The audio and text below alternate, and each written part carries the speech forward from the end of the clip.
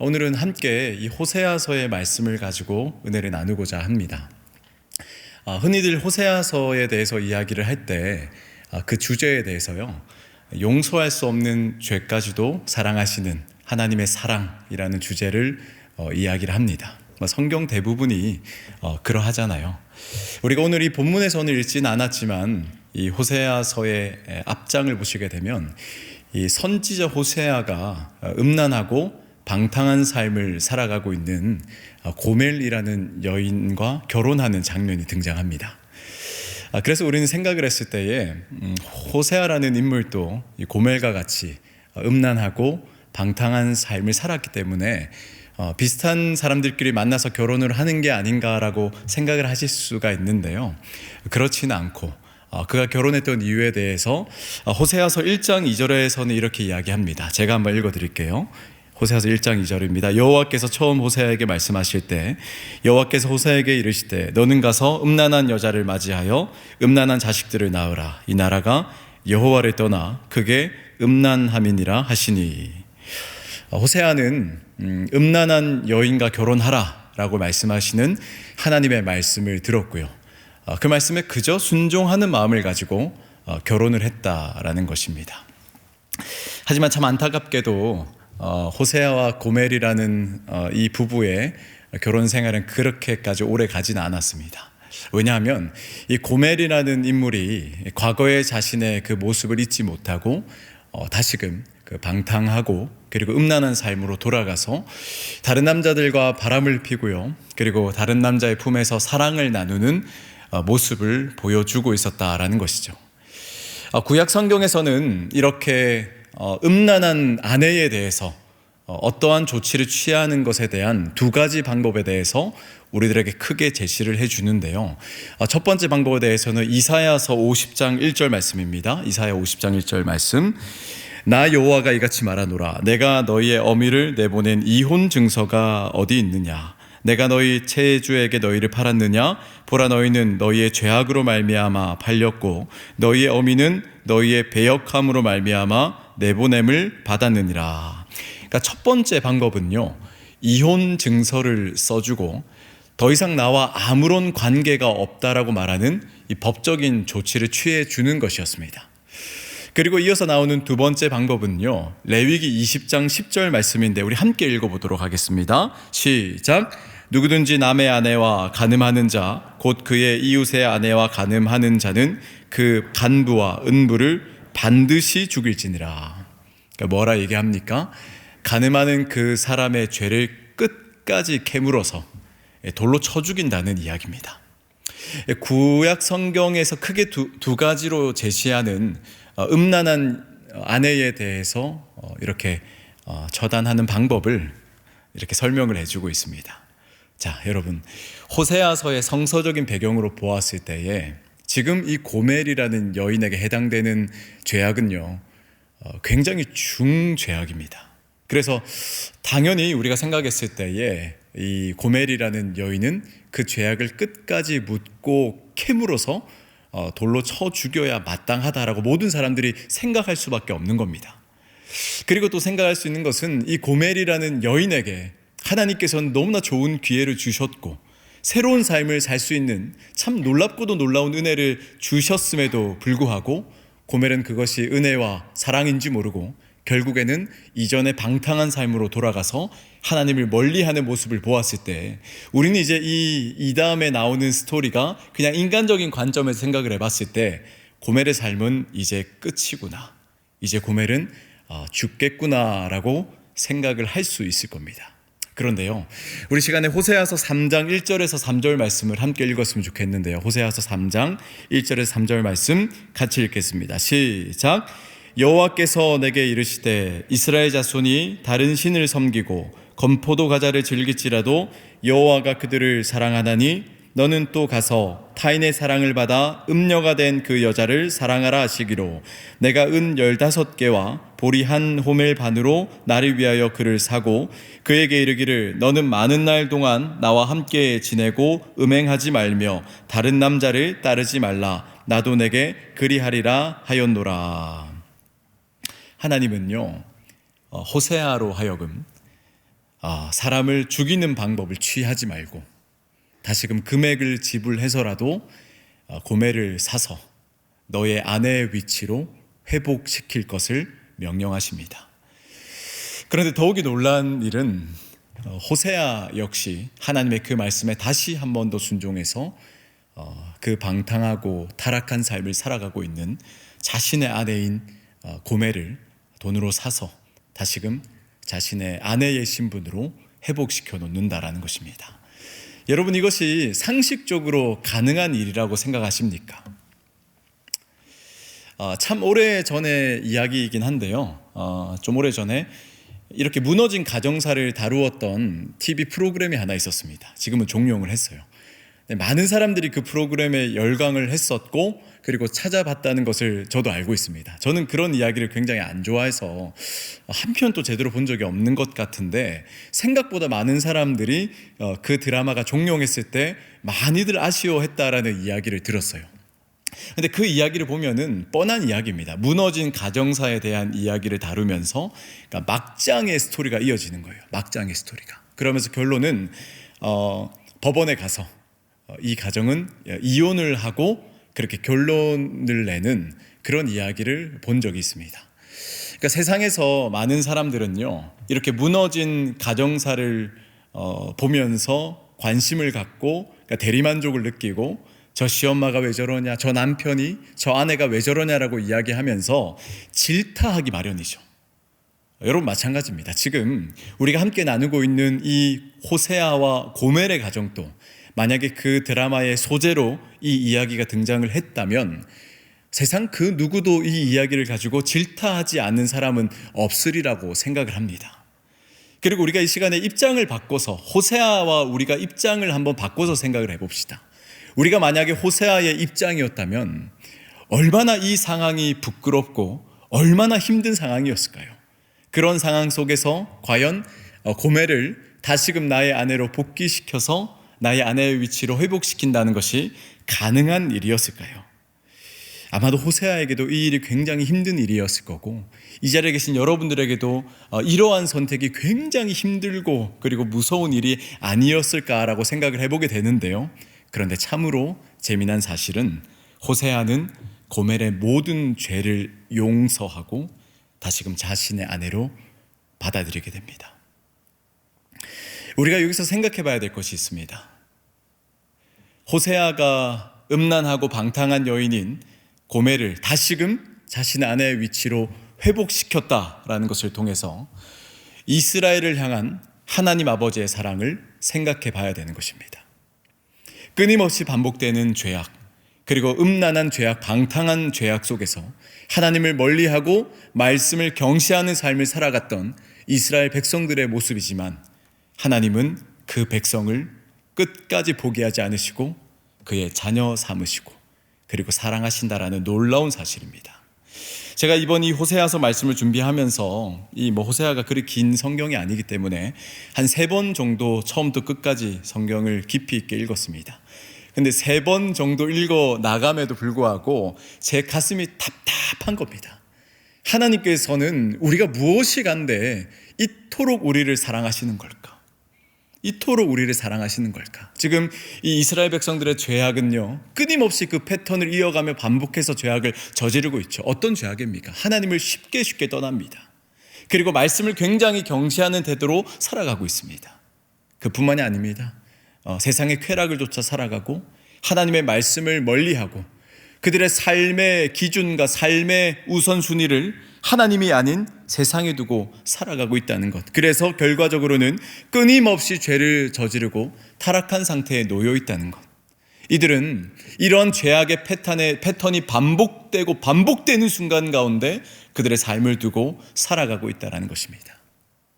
그럼에도 불구하고 하나님은 이 백성을 포기하지 않으시고 끝까지 사랑하고 계신다라는 놀라운 사실입니다.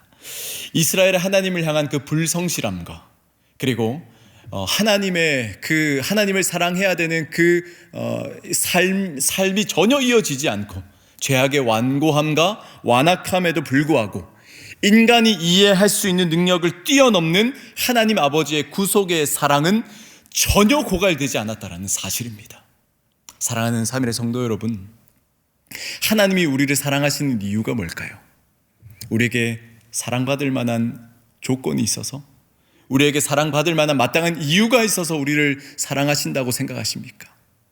하나님이 우리를 사랑하시는 이유는 그저 나를 위한 사랑이라는 것, 이것이 바로 십자가 사랑이라는 것입니다.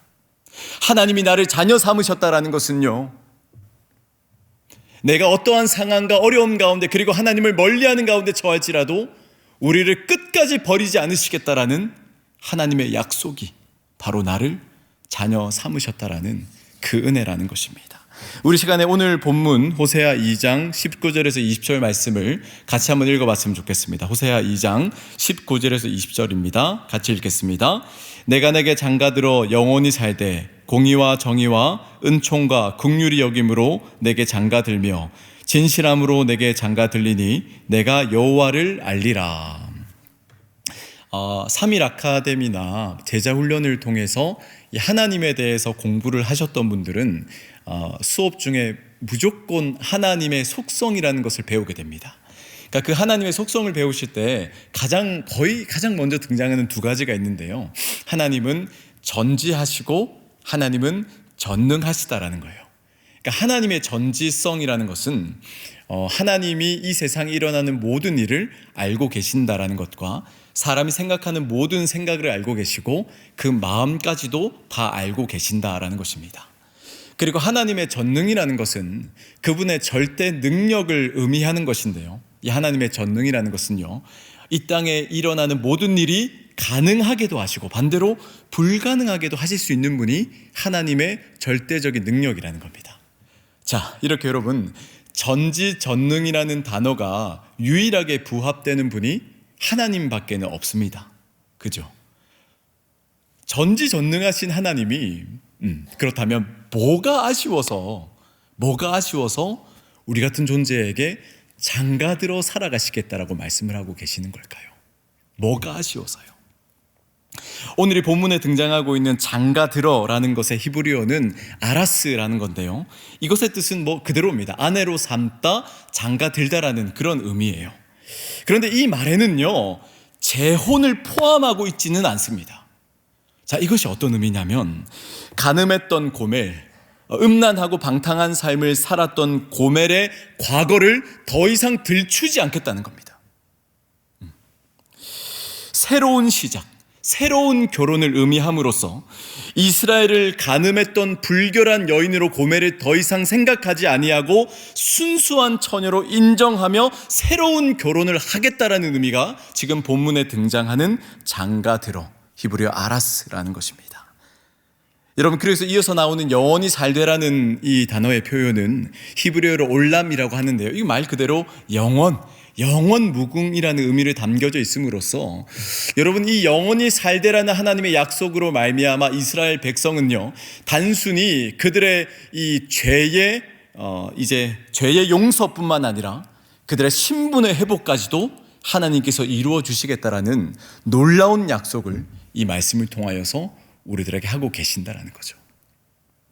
그러면서 이어서 나오는 하나님께서 우리들에게 장가들어 사시겠다라는 그 방법에 대해서 아주 구체적으로 우리들에게 설명을 해주고 계시는데요, 이렇게 전합니다. 이 말씀에서는요, 바로 공의와 정의와 은총과 긍휼이 여김으로, 공의와 정의와 은총과 긍휼이 여김으로 너희들에게 장가들어 살겠다라고 말씀하고 계시죠. 우리가 잘 아는 이 공의라는 것은 히브리어로 미시파트로서 재판 행위에 해당하는 합당함을 말하는 거예요. 합당함.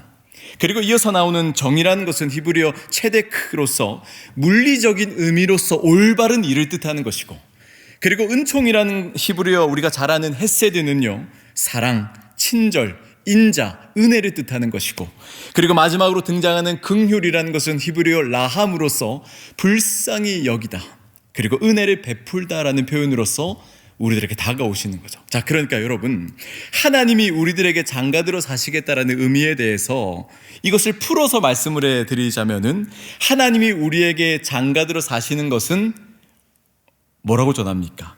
합당한 일이고 그리고 올바른 일이며 우리에게 사랑과 친절과 은혜를 베푸시며 그리고 우리를 불쌍히 여기는 마음으로 우리들에게 장가들겠다라고 말씀을 해주고 계시는 겁니다.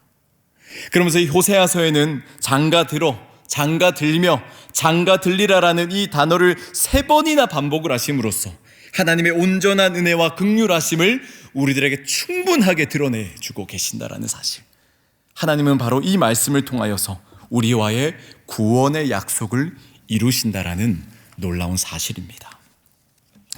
이 호세아서의 당시의 시대적인 배경은요, 이스라엘이 남과 북으로 갈라져 있는 상황이었습니다. 그럼에도 불구하고 굉장히 경제는 발전하는 것처럼 보였고, 그리고 거리마다 종교 집회가 끊임없이 이어지고 있었어요.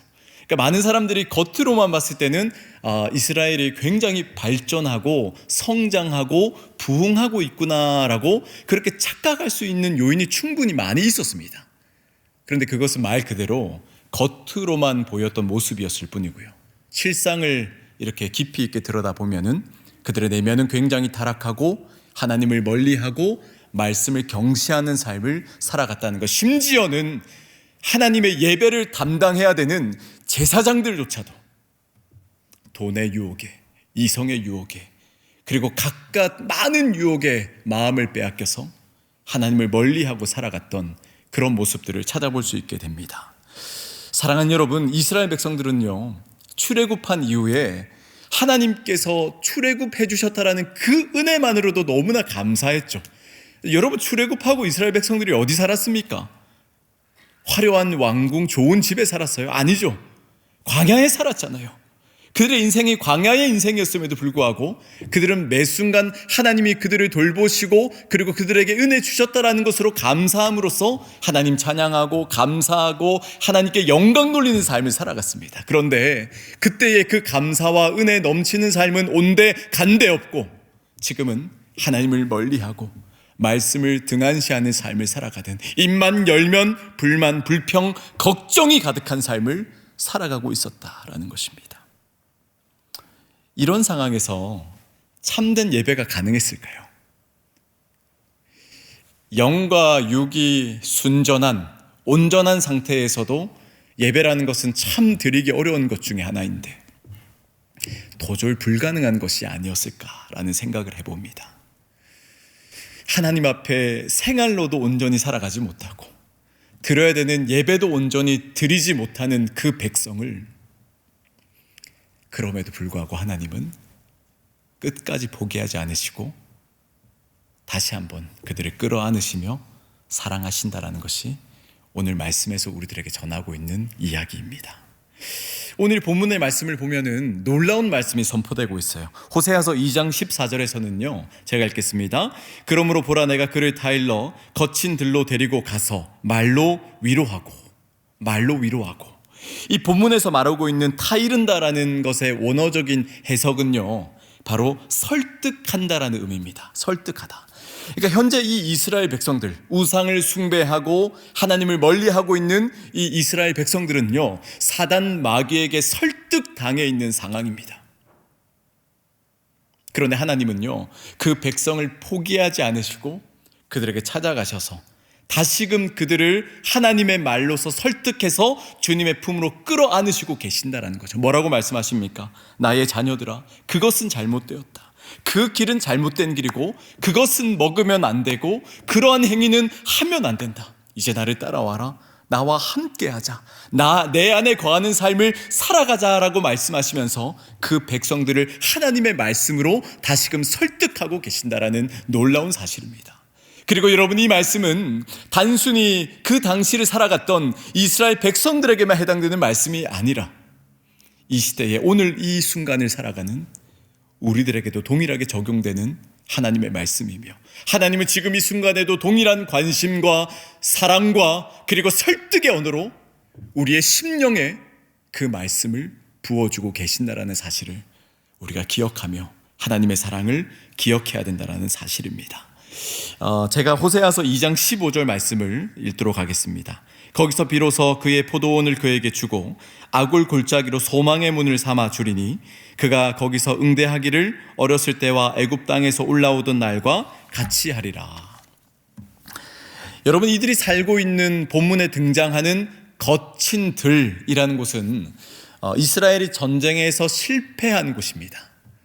그런데 하나님께서는요, 이스라엘이 전쟁에서 실패한 그곳으로 그 백성들을 데리고 가서 그들을 위로하시고 포도원을 주시겠다라고 약속하고 계시죠. 여러분, 포도원이라는 말의 상징은 첫 번째로는 이스라엘의 나라라는 상징이 있는데요, 당시에 이스라엘의 주된 농업이었던 포도 농사를 회복시키시겠다는 하나님의 말씀은 그들의 삶 자체를 하나님의 능력으로 회복시켜 주시겠다라는 놀라운 약속의 말씀이라는 겁니다. 그리고 이어서 등장하는 아골 골짜기로 소망의 문을 삼아 주리니, 사랑하는 여러분, 이 아골 골짜기가 어떤 곳입니까? 이곳은 죽음의 골짜기입니다. 이 세상의 모든 고통을 상징하는 곳이 바로 아골 골짜기입니다. 세상의 모든 고통을 상징하는 곳이 아골 골짜기입니다. 그런데 오늘 말씀에서 하나님은 아골 골짜기로 소망의 문을 삼아 주리니 라고 말씀하십니다. 하나님은 죽음의 골짜기를 소망의 문이 되게 해주신다라는 놀라운 사실입니다. 다시 말해서 이스라엘이 처한 패배, 슬픔, 그리고 낙심, 절망, 이 모든 것들을 하나님께서 감싸 안으시며 소망의 문으로, 그리고 희망의 문으로 바꾸어 주시겠다라는 사실입니다. 현재 우리에게도 각자가 겪고 있는 아픔과 갈등과 그리고 어려움이 있으리라고 생각합니다. 우리 사랑하는 청년들, 여전히 취업의 문제, 그리고 결혼을 놓고 기도할 때도, 그리고 관계의 문제, 공동체 속에서 어려움도 있죠. 근데 그것은 어른들도 마찬가지예요. 어른들 건강의 문제, 자녀에 대한 걱정, 이 구조조정에 대한 두려움, 갈수록 경제는 어려워져만 가고 코로나의 상황은 전혀 개선과 회복될 것 같은 그런 상황을 보여주지 않고, 우리는 이런 상황 속에서 어떻습니까? 그저 한숨만 쉬고 있는 것이 어쩌면 연약한 우리들의 모습 아니겠습니까? 그런데요, 여러분, 하나님께서는 그런 삶을 살아가고 있는 나를 설득하셔서 실패한 빈들의 포도원이 주시겠다라고 약속하시고, 그리고 아골 골짝 죽음의 그 장소를 희망이 넘치는 문으로 바꾸어 주시겠노라고 나에게 약속하고 계신다는 사실입니다. 우리는 이 말씀을 믿고 의지할 때 다시금 일어설 수 있다는 사실, 우리가 이 말씀을 하나님의 은혜로 붙잡고 믿음으로 붙잡고 우리의 마음을 회복시키는 그러한 은혜가 여러분 가운데 있으시기를 소망합니다. 이제 말씀을 맺겠습니다. 오늘 우리는 용서할 수 없는 죄까지 사랑하시는 하나님의 사랑이라는 주제를 담은 호세아서를 통해서, 하나님의 사랑이라는 것은 나에게 어떤 자격과 그리고 사랑받을 만한 구석이 있어서 나를 사랑하시는 것이 아닌, 그저 사랑하시기 때문에 나를 자녀 삼아 주셨고, 그리고 그저 사랑하시기 때문에 우리를 위해서 십자가를 지신 그 구원의 은혜를 발견하시기를 소망합니다.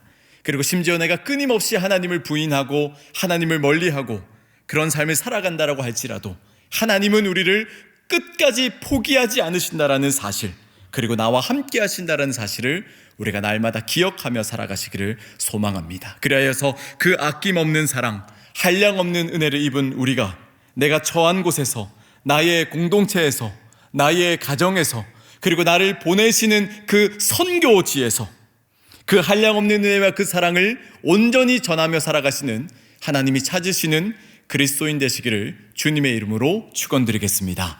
우리 시간에 나 무엇과도 주님을 이라는 찬양하시고 기도의 자리로 나아가겠습니다.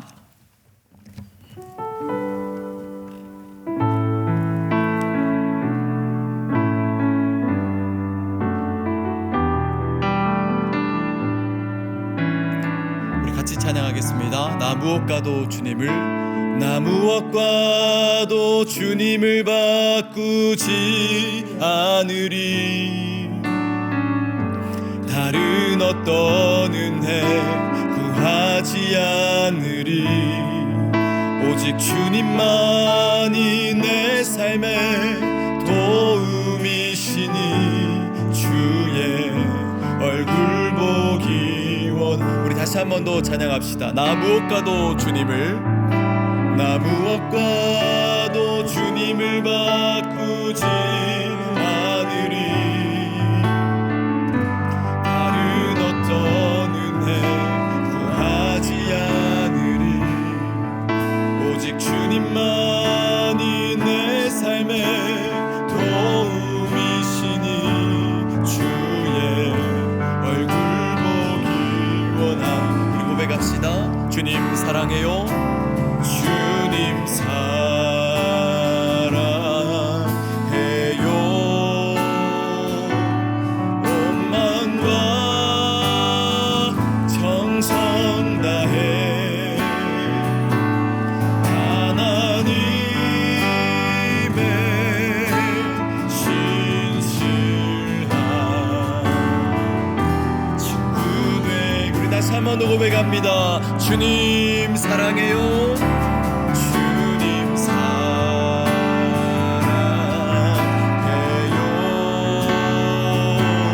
온 마음과 정성 다해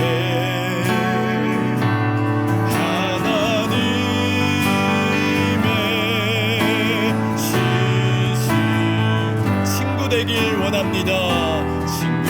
우리 한 번 더 주 앞에 고백하겠습니다. 주님 사랑해요. 주님 사랑해요. 온 마음과 정성 다해 온 마음과 정성 다해 하나님의 신실한 하나님의 신실한 친구 되길 원합니다. 우리 시간 기도하실 때에 오늘 주신 말씀의 은혜를 붙잡고 그리고 각자의 기도의 제목을 붙잡고 기도하며 나아가겠습니다. 하나님께서 도우시는 우리의 삶이 되게 하여 주시고 우리가 어떠한 삶을 살아갈지라도 하나님을 나의 구세주로 두고 나의 주인으로 들고 살아가는 우리의 삶이 되게 해달라고 우리 시간에 주여 한번 부르짖고 합심하여 기도하며 나아가겠습니다. 주여. 하나님 감사합니다. 주님의 놀랍고도 놀라운 은혜를 기대하며 나아갑니다. 연약한 우리의 삶의 모습입니다. 하나님 끊임없이 죄악을